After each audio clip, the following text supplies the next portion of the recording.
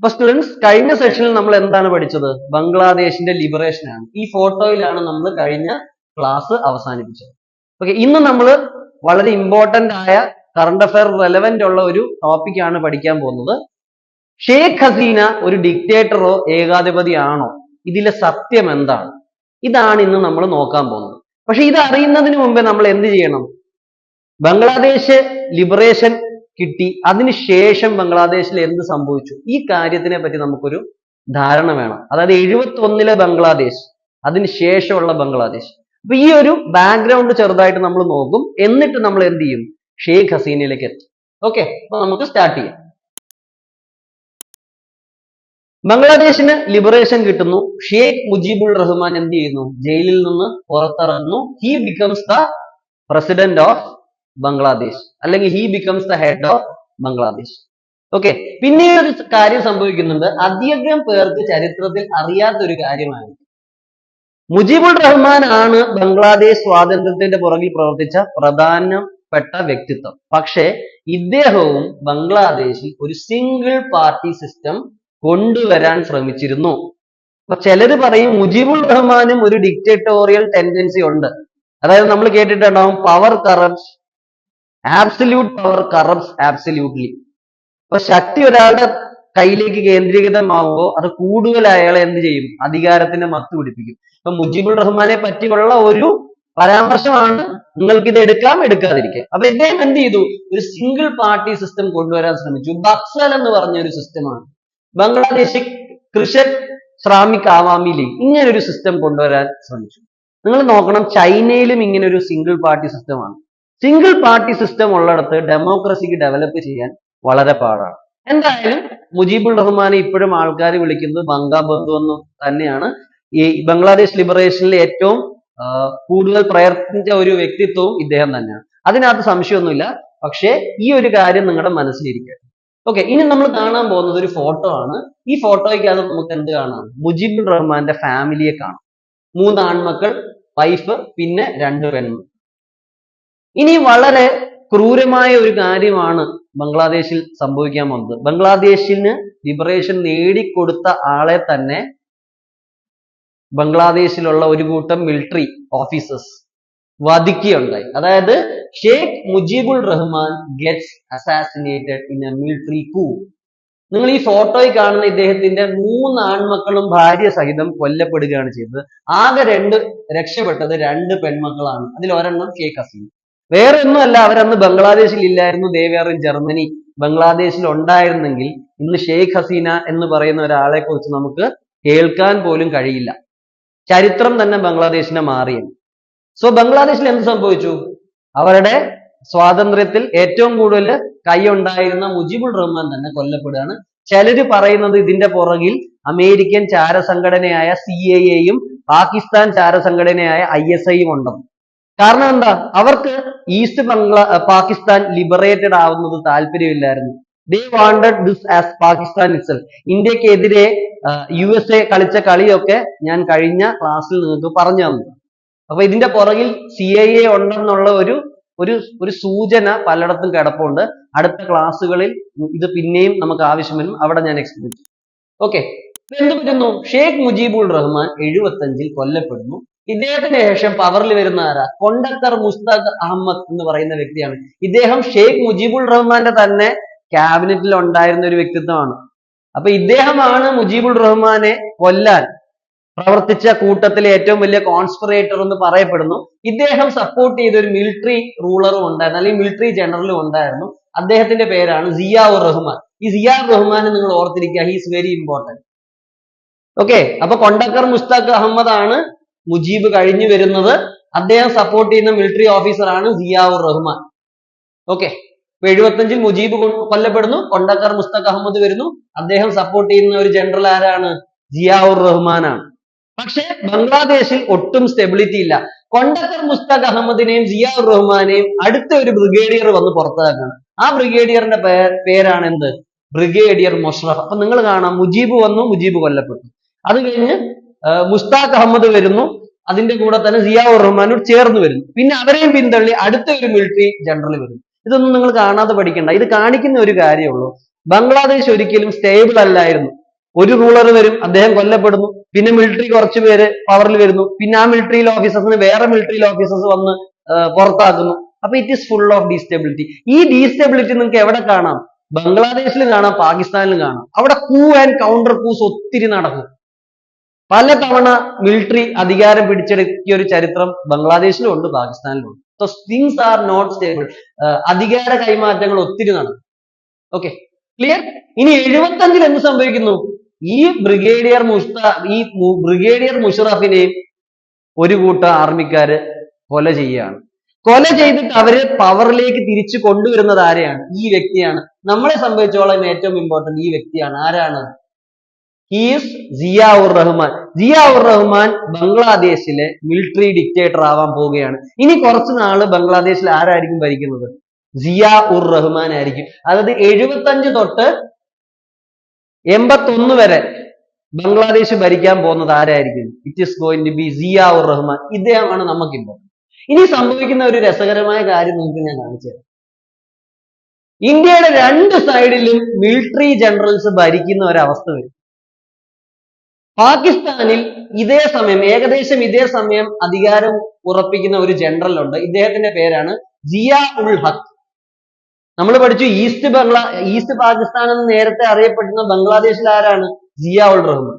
അപ്പം ഇന്ത്യയുടെ വെസ്റ്റിൽ പാകിസ്ഥാനിൽ സിയാ ഉൾ ഹക്ക്, ഇന്ത്യയുടെ ഈസ്റ്റിൽ ബംഗ്ലാദേശിൽ ആരാണ്? സിയാ ഉർ റഹ്മാൻ. അപ്പൊ India is sandwiched between two Zias. രണ്ട് സിയാകളുടെ ഇടയ്ക്കായി പോയി ഇന്ത്യ. ഈ രണ്ട് സിയാകളുടെയും പ്രത്യേകത എന്താ? രണ്ടുപേരും ആന്റി ഇന്ത്യ ആണ്, ഇന്ത്യക്കെതിരെ പ്രവർത്തിക്കുന്നവരാണ് രണ്ടുപേരും. Zia ur Rahman is very pro Pak. ഇദ്ദേഹം പാകിസ്ഥാനുമായിട്ട് ചായ്വുള്ള ഒരു ഡിക്റ്റേറ്ററാണ്. അപ്പൊ ഇന്ത്യക്ക് ഇത് വലിയ പ്രശ്നങ്ങളുള്ള ഒരു സമയമാണ്. രണ്ട് ഭാഗത്തും ഇന്ത്യക്ക് വിരുദ്ധമായ ശക്തികളാണ്. ഇനി സിയാ ഉൾ ഹക്കിനെ പറ്റി പറയുവാണെങ്കിൽ, ഇദ്ദേഹം പാകിസ്ഥാൻ മിലിറ്ററിയെ ഇസ്ലമൈസ് ചെയ്തു എന്ന് പറയപ്പെടുന്നു. റിലീജിയൻ ആർമിയിലേക്ക് ഒത്തിരി അധികം കൊണ്ടുവന്ന ഒരു വ്യക്തിയാണ് ആര്? സിയാ ഉൾ ഹക്ക്. ഇദ്ദേഹം ലോഞ്ച് ചെയ്ത ഒരു ഫേമസ് പ്രോഗ്രാമാണ് ഓപ്പറേഷൻ ടൊപ്പാക്. ഇത് നിങ്ങൾ അറിഞ്ഞിരിക്കണം, ഓപ്പറേഷൻ ടൊപ്പാക് എന്താണെന്നുള്ളത്. You should understand this. Pakistan എന്നൊക്കെ ഇന്ത്യയോടെ നേരിട്ട് മുട്ടിയിട്ടുണ്ടോ അന്നൊക്കെ ചൂടറിഞ്ഞിട്ടുണ്ട്, അന്നൊക്കെ അവൻ തോറ്റിട്ടുണ്ട് നേരിട്ട്. അപ്പൊ പാകിസ്ഥാൻ ഒരു കാര്യം മനസ്സിലായി, നേരിട്ട് മുട്ടിക്കഴിഞ്ഞാൽ പണി കിട്ടും. അതുകൊണ്ട് അവൻ എന്ത് ചെയ്തു? ടെററിസ്റ്റുകളെ ഡെവലപ്പ് ചെയ്ത് ഇൻഡയറക്റ്റ് ആയിട്ട് ഇന്ത്യയെ ഉപദ്രവിക്കാൻ ശ്രമിച്ചു. Pakistan began to raise proxies. അതുകൊണ്ടാണ് ഇതിന് പറയുന്നത് ഓപ്പറേഷൻ ടൊപ്പാക് എന്താ? Proxy war on India. Direct ഇന്ത്യയെ മുറിവേൽപ്പിക്കാൻ പറ്റാത്തതുകൊണ്ട് ടെററിസ്റ്റുകളെ ഇറക്കി കളിച്ചു, ഇൻസർജൻസി പ്രൊമോട്ട് ചെയ്യുന്നു, എക്സ്പെഷ്യലി കാശ്മീർ റീജിയനിൽ. ഈ സ്ട്രാറ്റജിക്ക് പലപ്പോഴും പറയുന്ന പേര് bleed India by 1000 cuts. India ചെറുതായിട്ട് മുറിവേൽപ്പിക്കുക, ഇന്ത്യയുടെ രക്തം മൊത്തം വാർന്നൊഴുകട്ടെ, ഇന്ത്യ തളർന്നു പോട്ടെ. ഈ സ്ട്രാറ്റജിയുടെ ഉപജ്ഞാതാവ് ആരാണ്? ഓപ്പറേഷൻ ടൊപ്പാക്കിന്റെ ഉപജ്ഞാതാവ് സിയാ ഉൾ ഹക്കാണ്. നിങ്ങൾ മനസ്സിലാക്കേണ്ടത്, ഈ രണ്ട് മിലിറ്ററി ഡിക്റ്റേറ്റേഴ്സും പിന്നീട് കൊല്ലപ്പെടുകയാണ് ചെയ്യുന്നത്. സിയാ ഉൾ ഹക്ക് ഒരു പ്ലെയിൻ ക്രാഷിൽ കൊല്ലപ്പെടുന്നു. ചിലര് പറയുന്നു അദ്ദേഹത്തിന്റെ കൂടെയുള്ള മിലിറ്ററിക്കാർ തന്നെയാണ് ഇദ്ദേഹത്തെ കൊന്നത്, ISIയും USA CIA കൂടെ ചേർന്ന്. ചിലര് പറയുന്നു ഭുട്ടോ എന്ന് പറഞ്ഞ നേരത്തെ അധികാരിയെ പഠിപ്പിച്ചത് ഭുട്ടോയുടെ അന്ത്യത്തിന് പുറകിലും ഇദ്ദേഹമായിരുന്നു. അപ്പൊ ഭുട്ടോയുടെ മകളായ ബെനസീർ ഭുട്ടോ ആ സമയത്ത് പാകിസ്ഥാനിൽ സ്ട്രോങ് ആവുകയാണ്.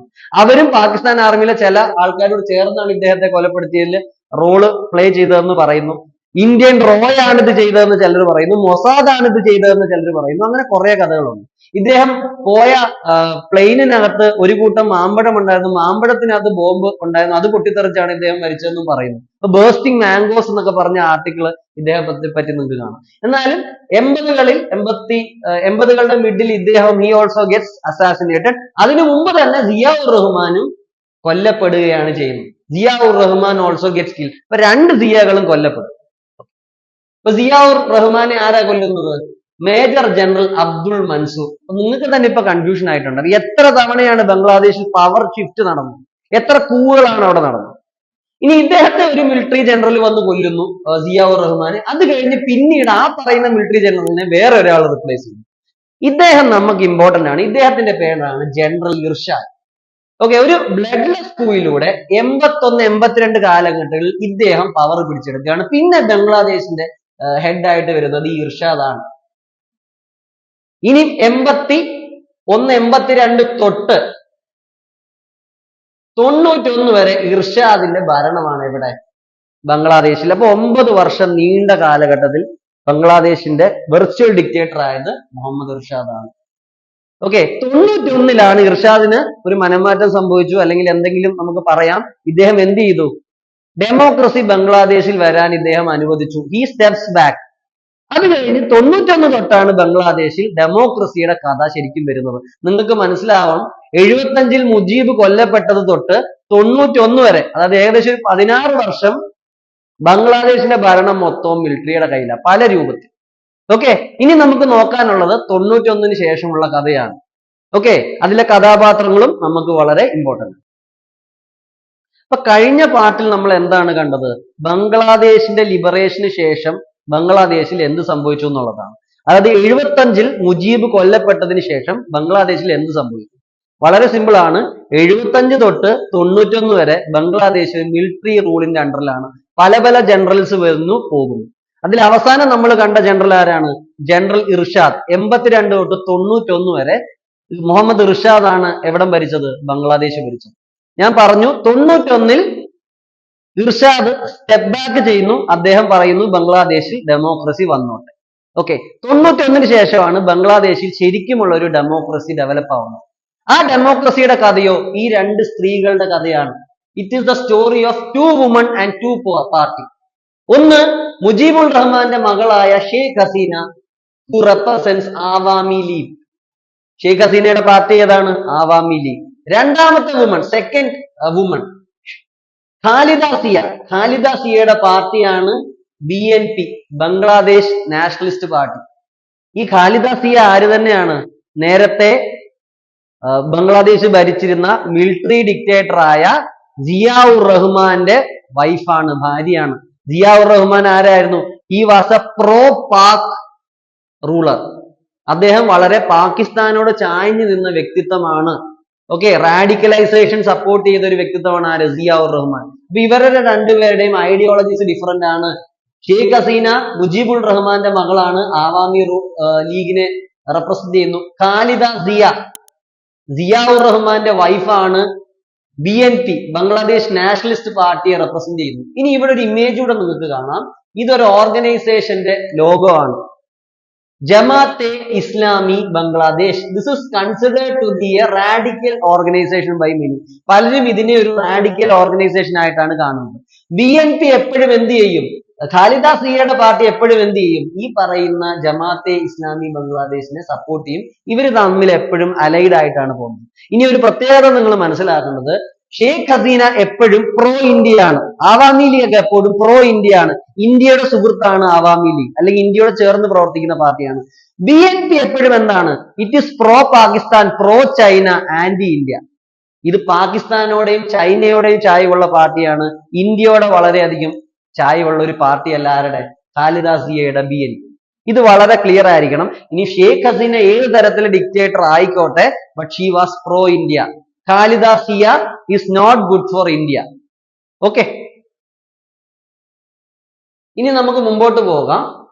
ഷെയ്ഖ് ഹസീന എന്തുകൊണ്ട് പ്രോ ഇന്ത്യ എന്ന് പറഞ്ഞാൽ, ഇദ്ദേഹം ISIയുടെ പ്രവർത്തനങ്ങളെ നിയന്ത്രിച്ചിരുന്നു. നിങ്ങൾക്കറിയാം, ISI പലപ്പോഴും ഈ ബംഗ്ലാദേശ് ഇന്ത്യൻ ബോർഡറുകളിൽ ആക്റ്റീവ് ആയിരുന്നു. ഇവിടെ ടെററിസവും ആന്റി ഇന്ത്യ കാര്യങ്ങളും പ്രൊമോട്ട് ചെയ്തിരുന്നു. ഇത് കുറച്ചൊക്കെ ഷെയ്ഖ് ഹസീന ഗവൺമെന്റ് കൺട്രോൾ ചെയ്യാൻ പറ്റിയിരുന്നു. ബംഗ്ലാദേശിൽ നിന്ന് ഇന്ത്യയിലേക്ക് ഫേക്ക് ഇന്ത്യൻ കറൻസി നോട്ട്, കള്ള നോട്ടുകളും പ്രവാഹം ഉണ്ടായിരുന്നു. അതും കുറച്ച് തടയാൻ ഈ ഷെയ്ഖ് ഹസീനയ്ക്ക് പറ്റിയിരുന്നു. അതുപോലെ തന്നെ റാഡിക്കൽ എലിമെന്റ്സിനെ കൺട്രോൾ ചെയ്യാനും ഷെയ്ഖ് ഹസീന ഗവൺമെന്റ് നോക്കിയിരുന്നു. ഓക്കെ, അതുപോലെ നിങ്ങൾ നോക്കിക്കഴിഞ്ഞാൽ നമ്മുടെ നോർത്ത് ഈസ്റ്റ് സ്റ്റേറ്റുകളും ബംഗ്ലാദേശുമായിട്ട് ബോർഡർ ഉണ്ട്. ഓക്കെ, അപ്പൊ ഈ നോർത്ത് ഈസ്റ്റിൽ ഇൻസർജൻസ് നടത്തിയ പല ഇൻസർജൻസും പ്രശ്നം ഉണ്ടാക്കിയിട്ട് ഒളിക്കാൻ പോകുന്നത് എങ്ങോട്ടാണ്?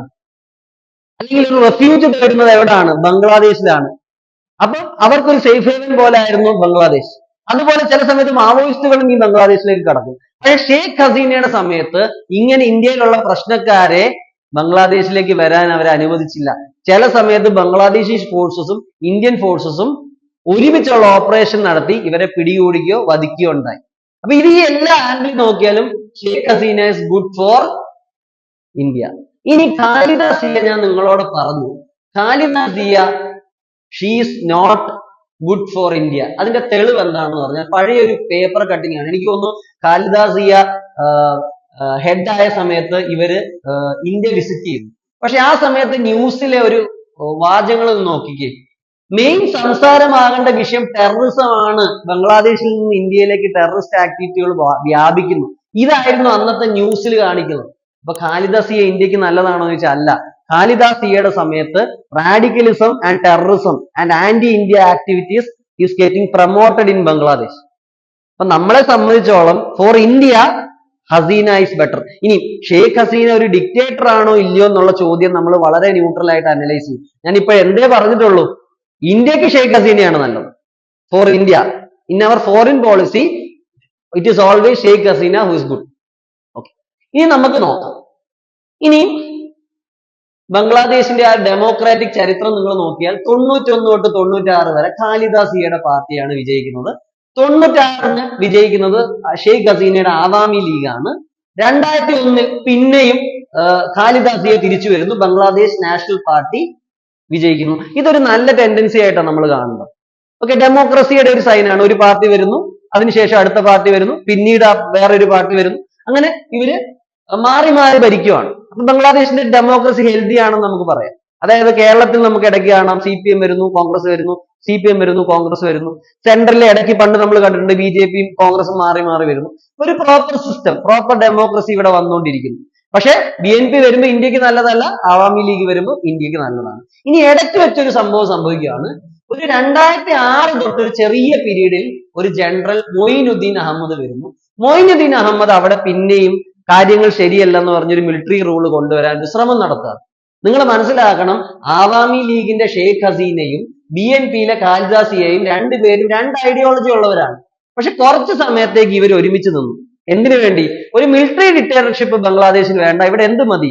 ഡെമോക്രസി മതി. അങ്ങനെ പിന്നീടും ബംഗ്ലാദേശിൽ ഇലക്ഷൻ നടക്കുന്നു. അപ്പൊ ഞാൻ കാണിച്ചു നിങ്ങൾക്ക്, 91 ഇലക്ഷൻ നടക്കുന്നു, ഖാലിദ സിയയുടെ പാർട്ടി ജയിക്കുന്നു. 96 ഷെയ്ഖ് ഹസീനയുടെ പാർട്ടി ജയിക്കുന്നു. 2001 വീണ്ടും ഖാലിദ സിയയുടെ പാർട്ടി ജയിക്കുന്നു. ഇനി 2006 അടുത്ത ഇലക്ഷൻ നടക്കുകയാണ്. 2006 അടുത്ത ഇലക്ഷൻ നടക്കുകയാണ്. അവിടെ തൊട്ടുള്ള കഥ നമുക്ക് കാണാം. 2008 അടുത്ത ഇലക്ഷൻ നടക്കുന്നത്.